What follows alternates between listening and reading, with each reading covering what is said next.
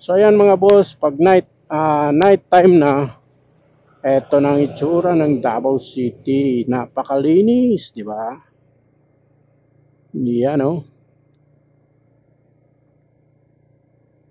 Ganda, di ba?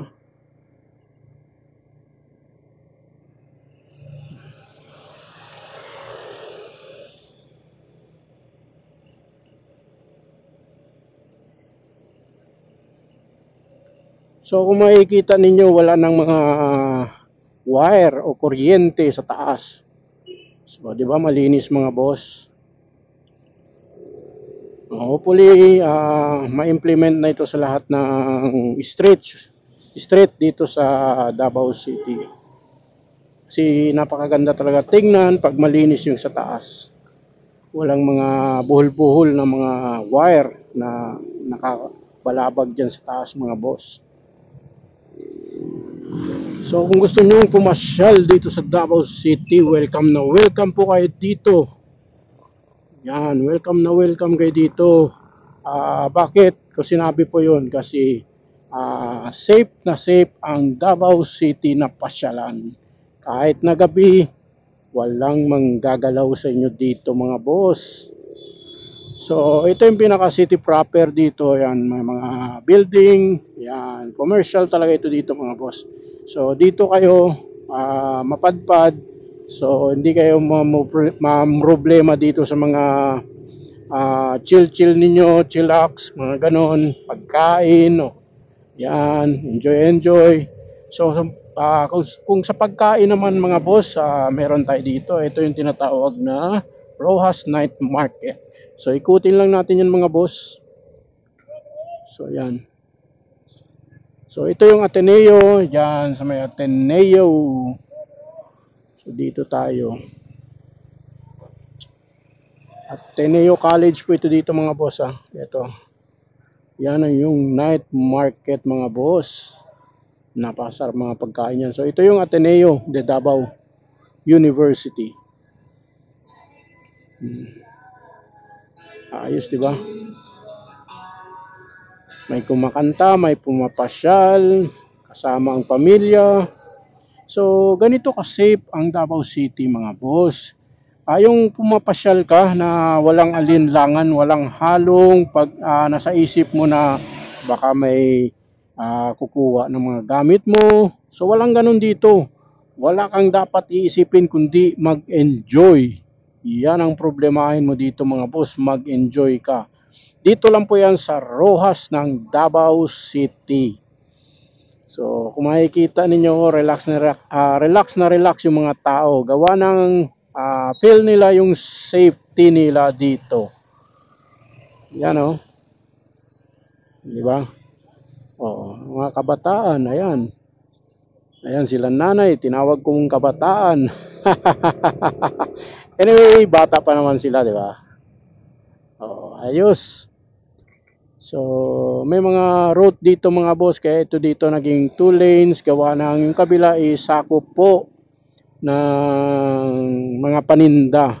So from the start doon sa dulo, pagkain, tapos mga gadgets, cellphone, accessories, tapos ayan mga ukay-ukay ang pinakalas. So makikita ninyo, relax na relax sila maglakad di ba? Ayan, kung makikita ninyo, sumasayaw pa sila So may mga pwede kayo mag-exercise dito. Ayan ayos, di ba? Si ma'am nagse-cellphone pa walang kaproblema. Si sir di ba? Ganun ka safety dito. Di ba? Tapos gusto nyo pang sirain no comment na lang po tayo diyan sa mga siraan na yan. Kasi meron talaga kasi nag-comment sa post ko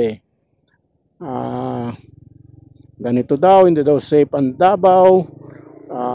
Paano mo nasabi kasi hindi ka naman nakapunta pa dito. Subukan mo pumunta dito sa Davao City nang makita mo kung gaano ka safety dito boss. Pero gusto ko i-mention yung pangalan mo pero hindi na lang gawa ng for your privacy. Wala namang problema yung comment mo. Sa akin lang pinaliwanag ko lang sa'yo kung gaano ka safe yung Davao City. Hello ma'am. Yun. Ayos. Di ba? Yun, oh. May nagasumba pala dito. Di ba? Oh, nasa dilim yan mga boss, ha. Relax na relax sila kung maglakad. Gusto ko lang ipakita sa buong mundo kung gaano ka safety ang Davao. Meron naman na gustong sirain ng Davao City pero hindi nyo magawa yan mga boss. Gawa ng hindi nyo talaga kaya. Kasi we are one dito. Nagkakaisa kami dito mga boss sa Davao City. Kung may mga problema, ayan, sinasabi agad sa mga kinaukulan, sa ating mga magigiting na kapulisan, at kung saan pa pwedeng makatulong, mga military natin. So, kaya hindi kayo basta makagawa ng kalukuhan dito. Lesson learned na yung dati. Pero nakita nyo naman, di ba? Nandyan pa rin yung mga tao sa Rojas kahit na naisahan tayo dati. Ayan. So, lesson learned yun. Hindi na maulit. Kasi full force na yung safety dito ng ating mga kapulisan at military. So, ayan o. Kumakain sila dyan. Kung may pera kayo, affordable naman yung mga pagkain. So, ayan o. Diba? May nakatambay dito na 6 by. Ayun si sir o. Nasa gilid-gilid lang yan sila. Kaya, wag na wag kayong magtangkang gumawa ng kalokohan dito. Kaya sigurado may kalalagyan kayo. Oh, di ba? Oh, yan. Ayos, di ba? Ito yung mga driver natin na mga pedicab. Ayan, oh. Duterte! Duterte! Yun, di ba? Ayos.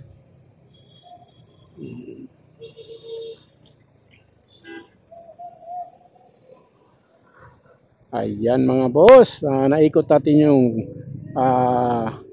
Rojas Night Market o Rojas ng Davao City.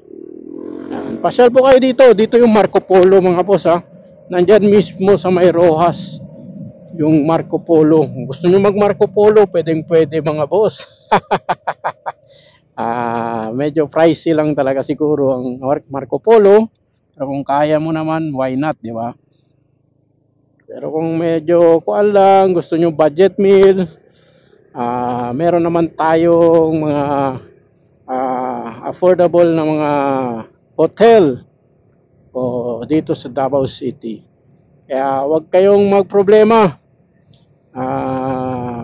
Napaka-safety ng Davao City mga boss. So ito, iniikot ko ito para naman makita ninyo kung kaano rin kadisiplina yung mga driver dito. Hindi nag-aagawan ng mga pasahero yung mga driver dito. Yan. Disiplinado ang mga taga Davao City. Pero kung hindi ka disiplinado, tapos pumunta ka dito, madidisiplina ka talaga. Magiging maayos yung ugali mo pag napunta ka dito sa Davao City. So yan.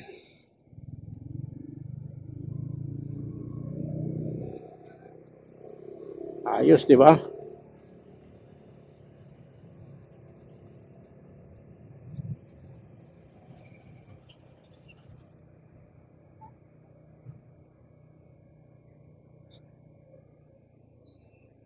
Yan. Oh, di ba? Napaka-aliwalas ng Davao. Yan, oh. Ayos, di ba?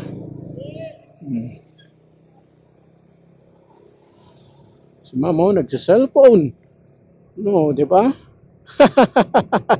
Yan, magawa nyo man yan sa lugar nyo, pero hindi garantisadong 100% na safety. So dito, pwede nyong gawin yan. Yan, katulad mga bag, katulad yan si Ma'am. Walang alinlangan na magdala ng kanyang bag. Di ba? Oh, ito si Ma'am, sa dilim pa. Yan, gusto nyo mag-McDonald's, ayan, inasal, Jollibee, kumpleto na dito. Tops. Ayan. Shoutout po sa inyo. Baka naman Albertos. Ayan, RCBC, ATM loans. Nandiyan na yan. Kung gusto nyo po, nandyan. Anytime yan sila mga boss. Katatapos lang kasi nung prayer vigil para kay Tatay Digong. Ayan.